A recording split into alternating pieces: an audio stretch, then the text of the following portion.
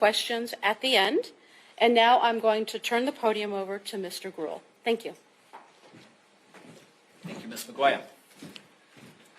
I'm Bishop Gruhl, the Acting U.S. Attorney for the District of Colorado. On behalf of myself, my office, and the entire Department of Justice, I want to express my heartbreak and my support for the victims, their families, and the community of Boulder. I pray for those families, as well as everyone in Boulder, Colorado, and the nation who woke up this morning worried about themselves, their loved ones, and not feeling safe in their own communities because of yesterday's attack. I assure you that my office and our partners are here for you, and we are taking action.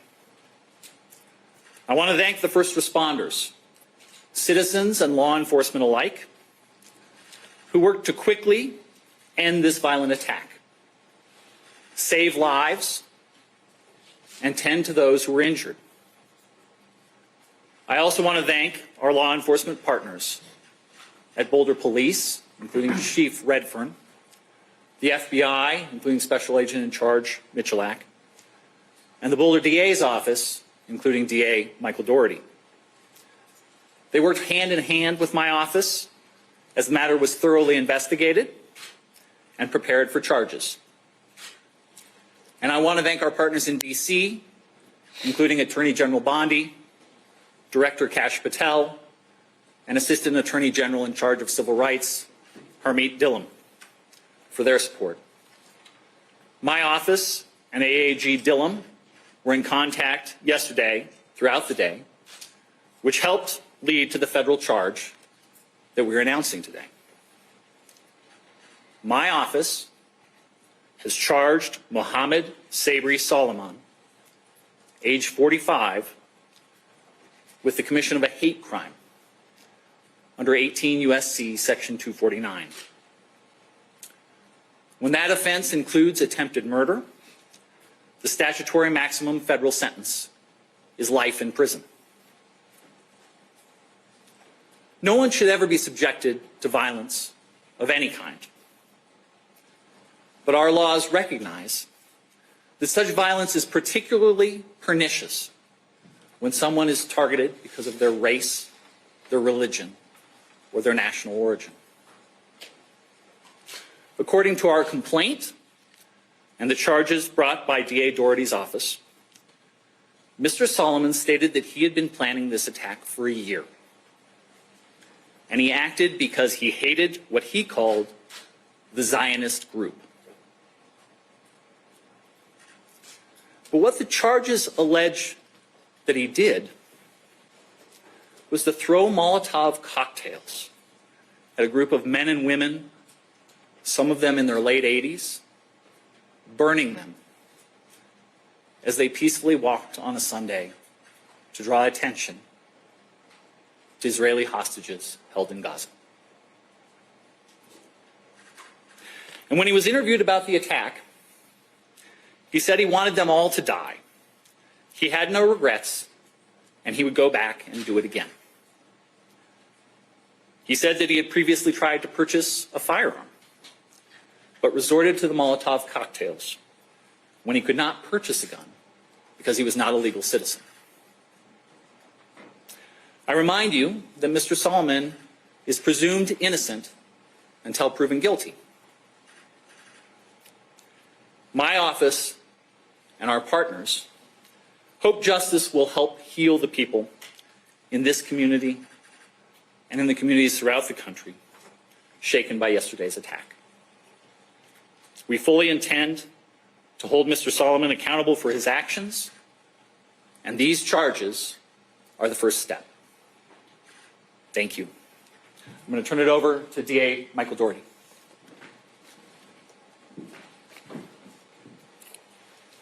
Good afternoon.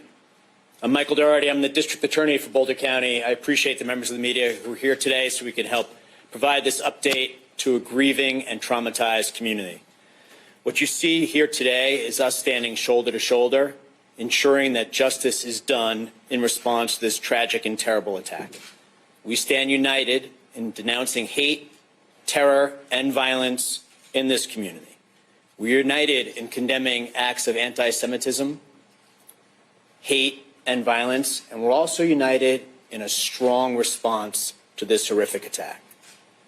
I stand with this community and the people of the state of Colorado against hate and terror. And we are united in our commitment, both at the federal level and the state level, in pursuing and securing justice for the victims of this mass attack and for the communities that we serve. Boulder is a beautiful and special place, but we're not immune from mass violence or hate crimes, including violent acts of anti-Semitism that impact far too many communities across this country. And yesterday afternoon, on a beautiful day here in Colorado, a number of people participated in a peaceful walk and gathering on Pearl Street here in Boulder. It is a place where a lot of people gather every day. And the ones who joined in this peaceful gathering are now the victims of a senseless, unjustified, and horrific mass attack. And to all the victims, their loved ones, and to this community, I promise you that each one of us up here today will work tirelessly to ensure that justice is done and the defendant is held fully accountable. I want to recognize, as the U.S. Attorney did, the response by community members who helped in the minutes immediately following the attack and came to render aid to victims who had suffered through a horrific attack upon them.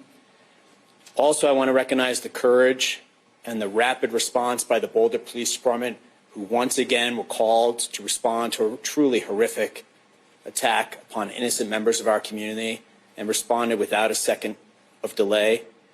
I will highlight for you that there were 16 unused Molotov cocktails that were recovered by law enforcement in the hours after the incident took place. 16. So I really want to thank the Boulder Police Department and their law enforcement responders, as well as the first responders who provided medical aid to the victims. But that rapid response with the recovery of the 16 unused Molotov cocktails, I think, speaks for itself. Our office and the U.S. Attorney's Office will be working closely together and in coordination with one another to ensure that the defendant is held fully accountable. As you heard from the U.S. Attorney, the U.S. Attorney's Office will be prosecuting the hate crime against the defendant. Our office will be prosecuting the attempted murder charges and related charges at the state level. This approach will accurately reflect the actions the defendant is alleged to have taken and the harms that he caused. It will allow us to secure a verdict, an outcome, a sentence, whereby he'll be held fully accountable. It's been done, and by it I mean federal and state prosecutions jointly, has been done in other cases, most recently the Club Q mass shooting down in Colorado Springs.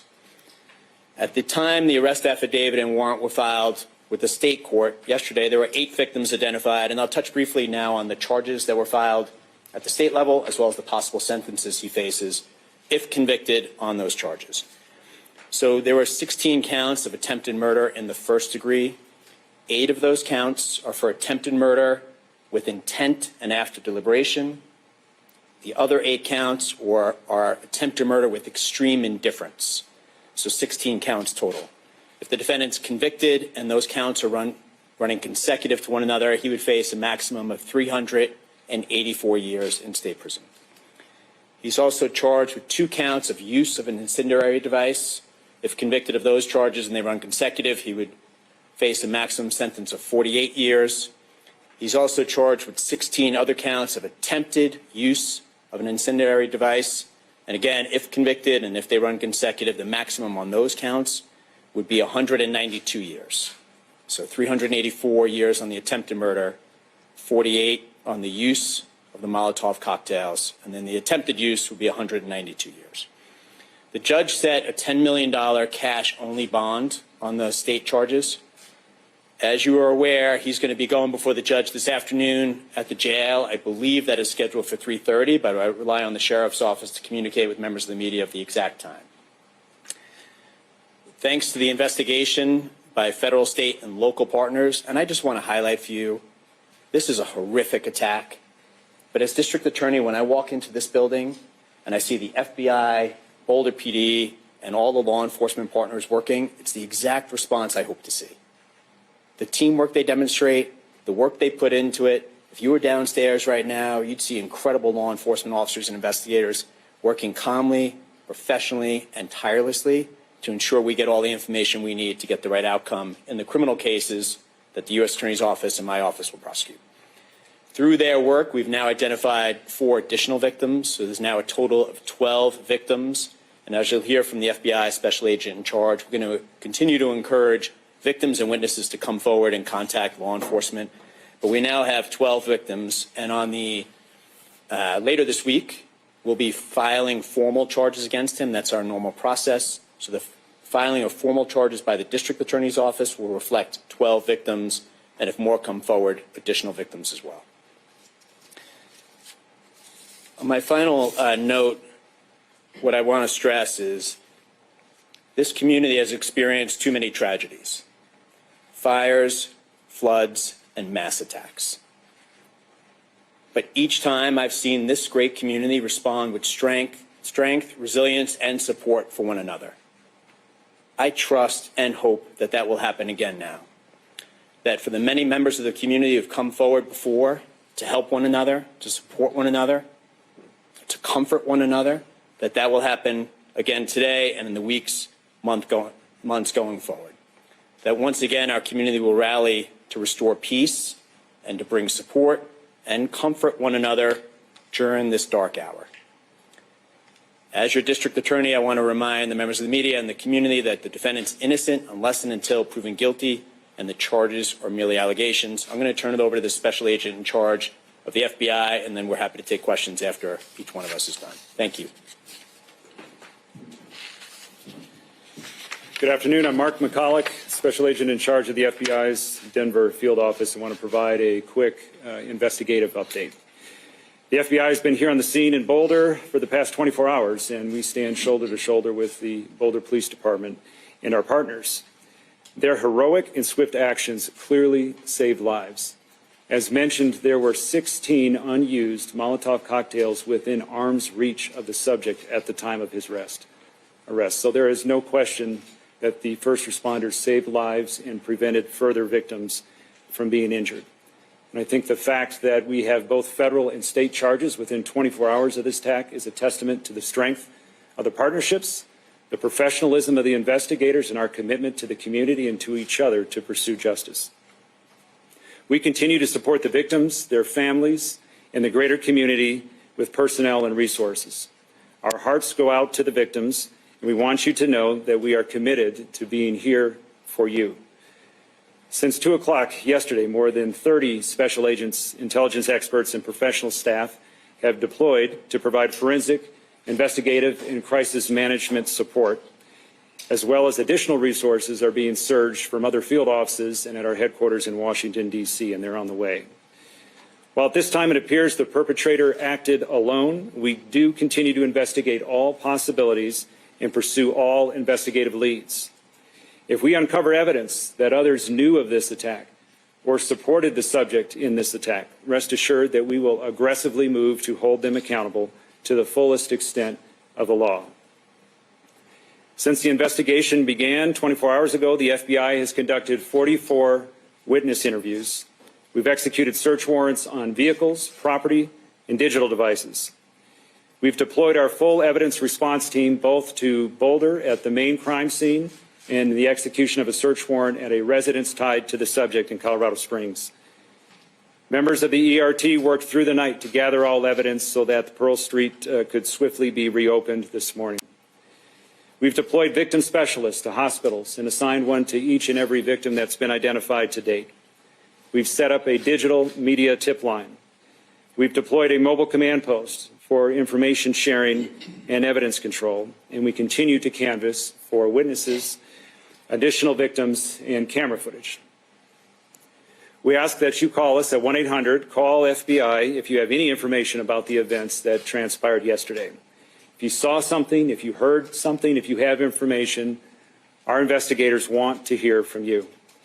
If you have multimedia evidence, whether that is photos, social media posts, or videos related to the attack, please visit the site that we've established, and you can provide your information at fbi.gov/Boulder attack. We at the FBI are not tracking any credible threats to the Boulder community at this time. However, if you see something suspicious, we urge you to call 911. The FBI takes seriously its mission to protect the American people of the United States, both nationally as well as here and in Boulder. Hate-fueled acts of violence have no place in our community, and we will use every tool and resource available to hold those who commit such acts fully accountable. And I'll turn it over to Chief Redfern.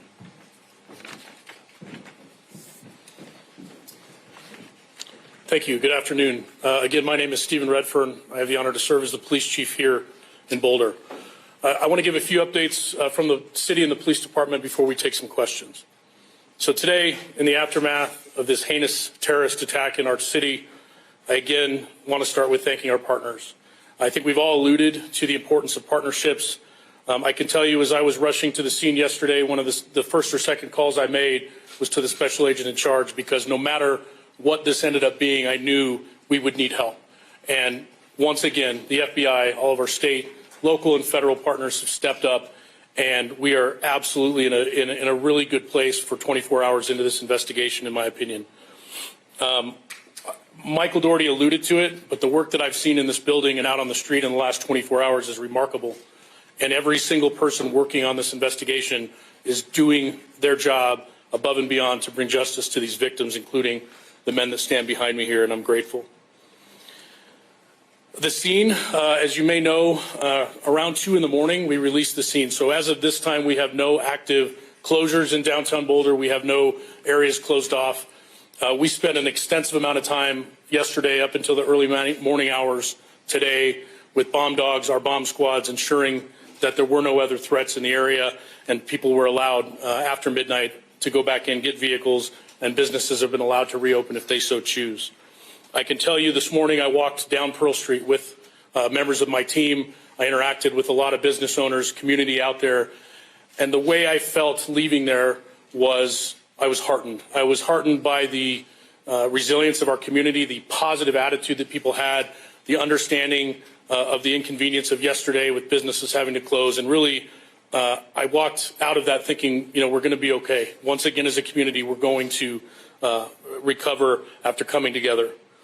A little bit more on communities. So we are aware of events this week. We're aware of things coming up in the next, we're looking 7 to 10 days out at other events, and we are going to ensure, along with our partners, that we have adequate coverage, law enforcement coverage, security at any event that's taking place this week. We want to ensure that people feel comfortable and safe in this community gathering and remembering what happened, as well as any other planned events that we have. We will be relying upon our partners, such as the State Patrol, to ensure that we have proper coverage where people can feel safe. Before this attack, we had very strong, the Boulder Police Department, the City of Boulder, had very strong relationships with our Jewish community. We even have an officer assigned as a Jewish community liaison with Boulder PD. Those relationships have paid off dividends during this attack, and I know going forward in the aftermath, we're going to continue to work with our community. I've been in contact via phone, email, and text throughout the day and last night with members of our Jewish community. Myself and the district attorney will be leaving shortly to have a meeting with community leaders from our Jewish community as well. The message there, the bottom line message, is we want everyone to feel safe. We will not condone these types of attacks and acts in our community. I will reiterate what was prior said. It is never an inconvenience for someone to call the police if they feel uncomfortable about a situation, if they see something odd, if they see a person acting in a suspicious manner. Let us come out and let us determine if there is some validity to people's suspicions. That's why we are here. So please call us if you see something. Literally, the old see something, say something adage applies here. Please call us if there's anything that's making you feel uncomfortable in the community. And lastly, I just want to say again, we have been contacted, the city and the police department from all over the world, with outpouring of support, messages of support, and I want to thank you. It matters. It makes a difference going forward. So I appreciate all of that. With that, I'm going to turn it back over to our public information officers for some questions.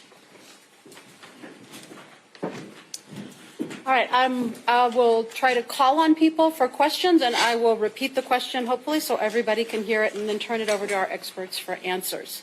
Yeah, Tony. Chief, or anybody up there, do we have any new video showing how he walked into these 16, 18, 19 Molotov cocktails? That's not a one-walk trip. Anything you've been able to discover to show how they got there? So the question is, do we have any new video evidence about how he entered the area with the Molotov cocktails he had? I'm behind you. Thank you for the question. We are, as I speak, we have teams of detectives partnered with FBI on Pearl Street, going business to business, door to door. That we're piecing together a timeline using video, license plate readers, all of those things, relying heavily on our federal partners. As of right now, I have not been made aware that we actually have video of him carrying anything into that area. Obviously, we're looking at that, and if someone were to have that video, please contact the 1-800 number that the special agent in charge mentioned, or you can contact us as well at BPD. There's a high likelihood it's out there, and I don't know the existence of it yet. Yeah, Dave. Yes, can you tell us any updates on the 8 original victims, and then any more information on the 4 people that you've identified as well? The question is if we can provide additional information about the 8 victims that we previously mentioned and the new 4 that came up today. Thank you. Regarding the victims, prior to this press conference, I received an update that we still have 2 victims in the hospital. I believe those are the 2 that were flown to University Hospital in Aurora. I believe the victims, the additional victims that we learned of today, the reason we didn't know about them until today was their injuries, thankfully, were more minor in nature. They've come forward to be interviewed and things, and then we realized that they did have injuries. So we're counting everyone who received any sort of injury in this attack in that number. So as far as I'm aware right now, 2 people still in the hospital, and again, our thoughts are with them as they recover. Yeah, right here. Hi. Do you know how many people were in the original peaceful march from the group that was there originally? So the question is, do we know how many people were participating in the group's peaceful march on Sunday? I do not have an exact number of the people that were there for the peaceful gathering. What I can say, though, is when we responded to the scene, there were probably 20 to 30 people in that vicinity. Some of them were witnesses. Not all of them were there specifically to take part in that weekly gathering, and so I don't know that. But in the area, we had 20 to 30 folks right there at the courthouse with a lot of other people coming and going with the businesses right there. Yeah, we're here. For the U.S. Attorney, this was initially classified by the FBI as a terrorism investigation. Is the hate crime charge a terrorism charge, or did something change in the charging decision? So the question is for the U.S. Attorney's Office about the fact that yesterday terrorism was mentioned and we see a hate crime charge today, and can we explain that? Yeah, so we've moved swiftly to charge quickly just to send the message to the community that no acts of anti-Semitism are going to be tolerated and there are severe consequences. Just because there's only one charge that has been made so far doesn't mean that we're not considering other charges that could come in the future. Hey everyone, I'm Lonnie Coombs, and I'm back with you watching Cops Reloaded right here on Merit TV. First up, we're going to see a high-speed chase, and it sure takes a lot for the officer to get this suspect into cuffs. It also turns out this man might be part of a gang, and his vehicle might just be stolen. Let's see if the officers can find the rightful owner and get this criminal convicted. You'll have to see it to find out, and I'll be back with you soon.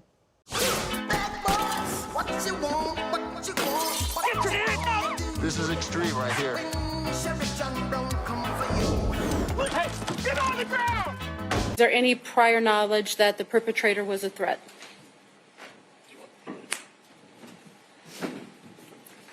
Regarding the suspect, obviously we're still looking into him, his whereabouts, all of that. He was not on our radar in Boulder. We had no prior contacts with him here. I can't speak to his criminal history. I'm not sure if the special agent in charge has anything to add, but this was not someone that we were aware of prior. Yes. Mr. Solomon has a wife, multiple children back at his home in Colorado Springs. Given his status as being here illegally for the last 2 or 3 years, is there any knowledge of how they've been cooperating and what happens to them moving forward given the situation for his citizenship?